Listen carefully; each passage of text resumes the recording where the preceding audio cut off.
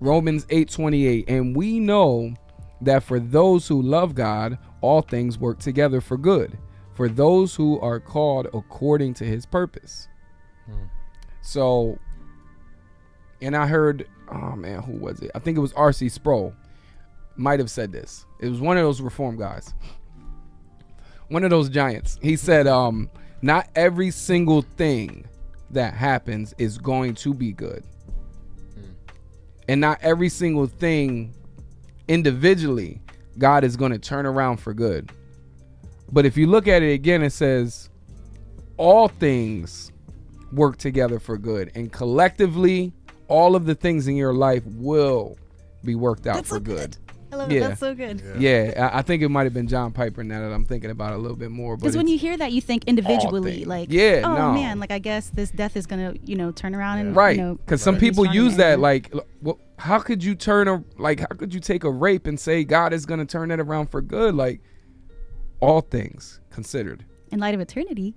Right. In light of eternity, all things considered, it will be used for good. And I have seen it, people going through rape or an abortion or, some hard situations. I've seen people thrive out of those situations. You know what I mean?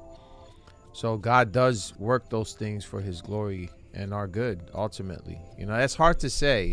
That's not to come off as insensitive. I'm saying I could point you to people who've been through things that you think I'm being insensitive about. I'm just kind of like repeating what they're saying.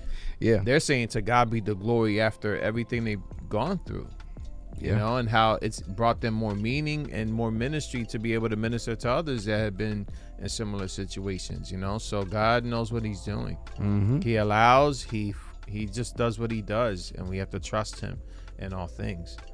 I think go ahead. I was just gonna say, I think for like the non-believer, it's a difficult pill to swallow because they don't see that. Right. Like, what do you mean in light of eternity? Like, what does that mean? Like, this is hurtful. Like, are you saying not to acknowledge it? Like, how am I supposed to get through this if they're looking for answers? Right.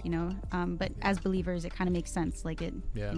Yeah. And Tim brings out a good point. He says, I think it's good to remember, too, that the purpose of afflictions is to conform you to Christ and form Christ in you. It's a good point.